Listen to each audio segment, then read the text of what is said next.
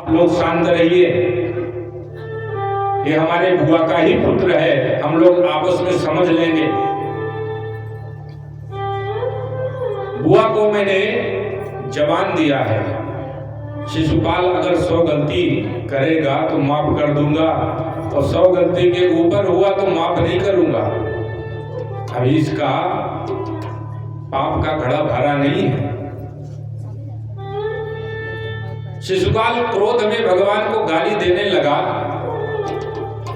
100 गलतियां जैसे ही पूरी हुई, 101 पर पहुंची, भगवान की उंगली से चक्र सुदर्शन निकला और शिशुपाल के शर को भेदता हुआ भगवान की उंगली में पुनः आकर के विराजमान हो गया। एक दिव्य ज्योति शिशुपाल के शरीर से निकली, भगवान के चरणों में विलीन हो गई। जब सबने भगवान का ये रौद्र रूप देखा तो जितने राजा शिशुपाल के पक्ष में थे सभी बैठ गए, शांत हो गए। कभी सभी को समझाने के लिए एक आतताई का वध करना पड़ता है। जब तक हम पड़ोसी राज्य को, पड़ोसी देश को समझाते रहे, बातचीत करते रहे आपस में, तब तक पड़ोसी एक ना एक आक्रमण करता था। आज बॉम्बे ब्लास्ट, कल दिल्ली ब्लास्ट, फिर पंजाब में ब्लास्ट। लेकिन जिस दिन हमने उस पर ब्लास्ट कर दिया, उस पर वार कर दिया, जवाब दे दिया, उस दिन आज उसकी ऐसी दशा हो गई कि सब देशों में जाकर के कटोरा लेकर के भीख मांगने लगा। भगवान संदेश देना चाहते हैं क्या कि हम लोग भारतवासी सहिष्णु हैं, लेकिन उसकी भी एक सीमा होती है। कहीं ये सहिष्णुता कायरता ना बन जाए, लोग हमें कायर ना समझने लगे, इसलिए जवाब देना पड़ता है। अहिंसा परमो धर्मा हमारे सनातन धर्म में है। अहिंसा हम परम धर्म मानते हैं, लेकिन धर्म हिंसा तथैव च। अगर धर्म पर कोई वार करे, भगवान पर कोई वार करे, तो उसका जवाब भी देना जानते हैं। क्यों? क्योंकि सठे साठ्यम समाचरे। दुष्ट के साथ अगर दुष्टता नहीं करोगे तो दुष्ट व्यक्ति आपको कायर समझने लगता है।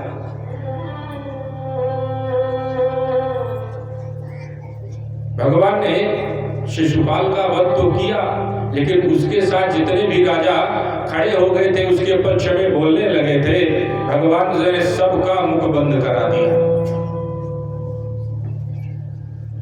शिशुपाल का वध हुआ, पांडवों की अग्र पूजा हुई, भीम और अर्जुन को लेकर के जरासंध के राज्य में प्रभु ब्राह्मण का वेश बना करके गए। जरासंध एक यज्ञ कर रहा था। क्यों? क्योंकि जब 17 बार भगवान से हार गया था, ब्राह्मणों की शरण में गया। अरे आपकी शरण में जब बाली आया था, आपने एक दिव्य रथ बना करके दिया था, बाली ने स्वर्ग पर भी कब्जा जमा लिया। मैं उस द्वारिकाधीश को जिंदा नहीं छोड़ना चाहता। आप लोग कोई युक्ति बताएं। ब्राह्मणों ने कहा जब कराना पड़ेगा, कुछ खर्चा पानी लगेगा। अरे मैं सब कुछ खर्चा करने को तैयार हूं। ब्राह्मणों ने जब बिठाया, भगवान ने कहा अगर ब्राह्मण ने कोई कार्य किया है, मेरी आराधना की है, तो उसका फल भी तो मिलना चाहिए। 18वीं बार जब काल यवन के साथ जरासंध अपनी विशाल सेना लेकर के आया, भगवान ने युद्ध नहीं किया, रण को छोड़ दिया, द्वारिका में जाकर के विराजमान हो गए। और काल यवन, क्योंकि काल यवन को तो मारना ही था, आगे आगे भगवान श्री कृष्ण, पीछे पीछे काल यवन भगवान के दौड़ रहा है। एक गुफा में ले गए। मुचकुंद जी महाराज सो रहे थे। अपनी पीतांबरी मुचकुंद महाराज के शरीर पर रखी और काल यवन आया तो सोचने लगा ये तो द्वारिकाधीश है, भाग करके आया और यहाँ शयन कर रहा है। एक लात मारी, मुचकुंद जी की नींद खुली और जैसे ही उस मुचकुंद महाराज ने काल यवन को देखा, काल यवन वहीं भस्म हो गया। मुचकुंद जी को आशीर्वाद था, देवासुर संग्राम में देवताओं की ओर से लड़े, देवताओं ने वर मांगने के लिए कहा, महाराज जो कुछ चाहिए मांग लो। मुचकुंद जी ने कहा इतने दिन हो गए युद्ध लड़ते, बड़े शरीर में थकान है, आराम करना चाहता हूं।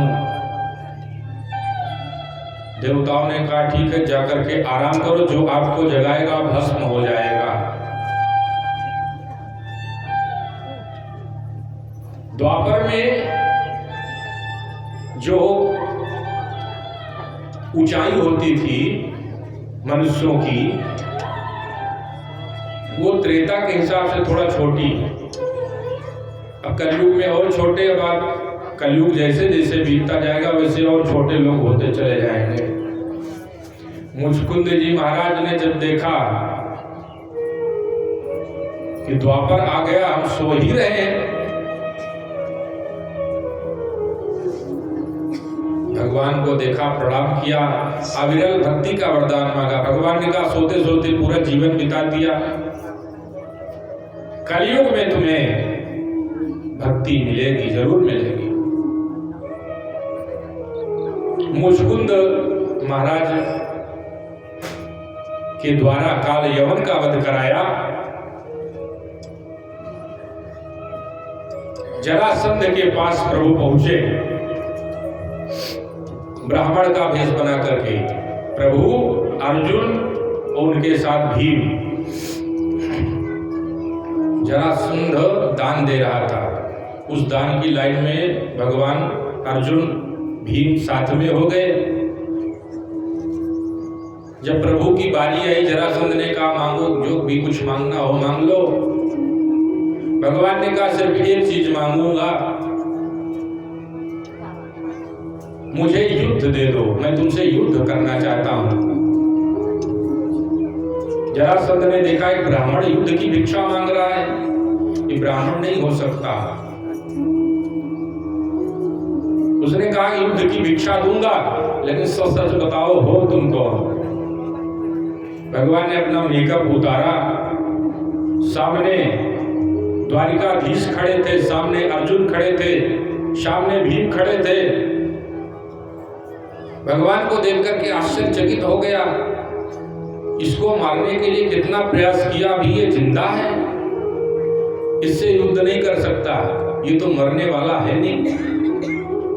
अर्जुन की ओर देखा, अर्जुन गांडीवधारी है, लेकिन फिर भी ये मेरे समान बलशाली नहीं है। ये भीम को देखता है, भीम मेरे समान बलशाली है, मैं भीम को युद्ध की दीक्षा दूंगा, युद्ध की भिक्षा दूंगा।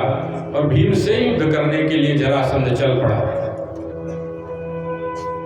जरा नाम की राक्षसी ने संध इसके टुकड़ों को जोड़ा, ये टुकड़े में पैदा हुआ था, मांस का टुकड़ा था। तो जरा नामक राक्षसी जो तांत्रिक प्रयोग के माध्यम से इसको जोड़ती है, तो इसलिए इसका नाम जरासंध पड़ा। भीम से युद्ध होने लगा, ये धर्म युद्ध होता था, दिन में युद्ध चलता था और रात में वहीं पर विश्राम करने की व्यवस्था थी। एक दिन युद्ध हुआ, 2 दिन युद्ध हुआ, और रात में जब तीनों लोग प्रभु, अर्जुन और भीम विश्राम करने लगते, एक दिन भीम ने द्वारिकाधीश से कहा, द्वारिकाधीश मैं अब युद्ध नहीं करूंगा। क्यों? क्योंकि ये जरासंध मरता ही नहीं, ये जरासंध मरने वाला नहीं है, और आप कोई युक्ति बताते नहीं। भगवान ने कहा तो हमारी तरफ देखो तो हम कोई युक्ति बताएं, तुम तो युद्ध करते हो तो उसी की तरफ देखते हो। कल जब जाना तो मेरी तरफ देखना, मैं जैसा कहूंगा वैसे करना। अब भयंकर जरासंध और भीम का युद्ध होता रहा। एक बार भीमसेन ने भगवान की तरफ देखा। भगवान ने एक तिनका लिया, उसको तोड़ा और तोड़ करके दो अलग दिशा में फेंक दिया। भीम समझ गए और एक पांव से जरासंध के पांव को दबाया और एक हाथ से जरासंध का अगला पांव पकड़ करके जरासंध को बीच से फाड़ दिया और दोनों दिशा में फेंक दिया। जरासंध का तो उद्धार हुआ। इस प्रकार प्रभु प्रसन्न भाव में द्वारिका में आकर के विराजमान हो गए। प्रेम से बोले वृंदावन बिहारी लाल की।